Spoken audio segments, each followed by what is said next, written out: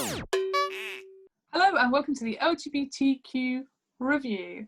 We are James and Beth, and every week we look at some LGBTQIA+ content, except this week when we're doing some recommendations.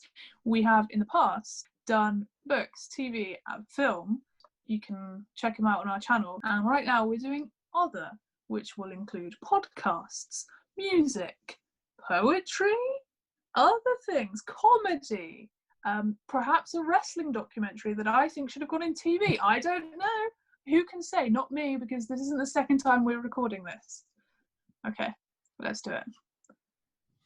I'll start with the wrestling documentary that shouldn't be in this one, but is. My first recommendation is Omega Man, a wrestling love story. So this documentary is about Kenny Omega, a Canadian wrestler who grew to prominence in Japan, spending about 10 years over there in New Japan Pro Wrestling. It covers his career growing up in Canada, not wanting to go to WWE, which is the big company, and then a new lease of life for wrestling. So I've included this recommendation for two reasons. So the documentary follows Kenny Omega's on-screen and off-screen relationship with Kota Ibushi, which is a tag team partner, and they form the tag team Golden Lovers. So not only does it have a queer love story, which is rare in wrestling, but it has a relationship that spans like years rather than, especially in wrestling, it's like weeks or months type of thing. And this is like a very like long lasting story that, you know, has lots of twists and turns, which are really interesting, but also is like a positive representation, which is like just rare in wrestling. I think it's quite short. It's like an hour. It was made for TV. The series was for the TSN Sports channel, and they did a series of Canadian sports figures, and this was included in 2019. I think they've done several before. But yeah, like Kenny Omega, he's like in AEW now, which you can watch on like ITV if you just want to watch some wrestling. I love it. I was just watching some this morning.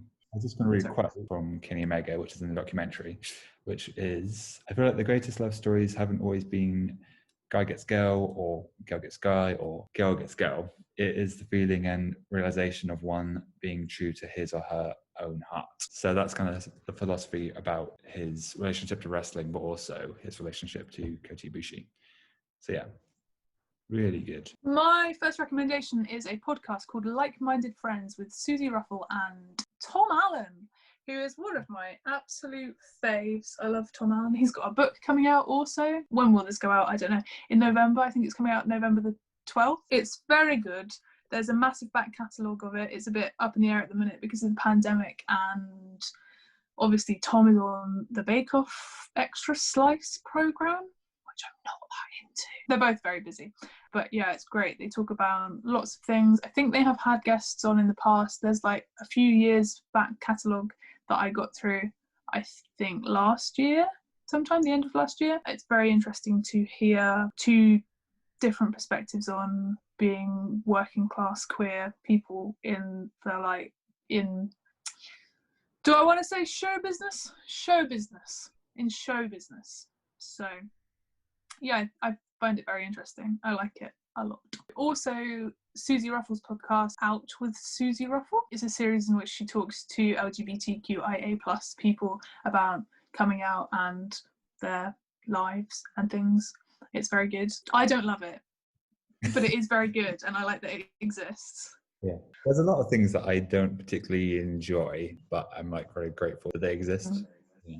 I mean, a lot of people really like, I think there's Out with Suzie Ruffle, Homo Sapiens, and one more that I can't think of, but definitely those two, Homo Sapiens and Out with Suzie Ruffle, that I'm very glad exist, and people really, really like it, and a lot of young people listen to it from like rural areas, which often still gets overlooked. Is like important and good that there are people that other people can see and hear doing life and stuff. My next recommendation is Zokum's Ma, specifically her Amazon Prime stand-up that she released this year. Yes, April 2020, which is Bossy Bottom. So I would have seen her do stand-up last year, getting material together for this Amazon show. And it was just, yeah, amazing.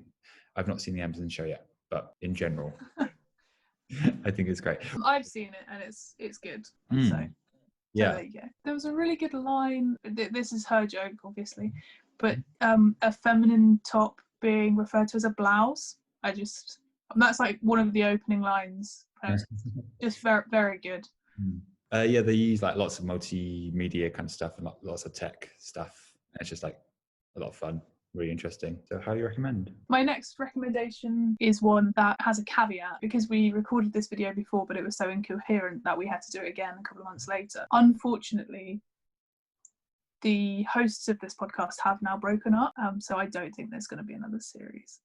But it's still available to listen to the first series of You'll Do with Sarah Keyworth and Catherine Bohart. It's really good. They talk to different couples about their relationship, and it's sort of to expel the myth of like perfect relationships, and I would highly recommend.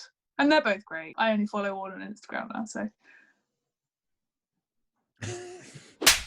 those were our other recommendations, or miscellaneous, I think we said last time, but I can't spell miscellaneous, so that's definitely not going to be the title of the video. If you've got any podcast recommendations, music recommendations, poets, comedians, wrestling television documentaries that you want to for some reason put here instead of in TV, then that's fine. Please leave those in the comments below. If you enjoyed this, like the video and subscribe to our channel to get new updates. We are going to be putting out a end of year roundup at the end of the year, and I think at the beginning of January we'll have some fresh recommendations for you to enjoy, I hope. Yeah, we've been James and Beth. This has been the LGBTQ Review. Merry November.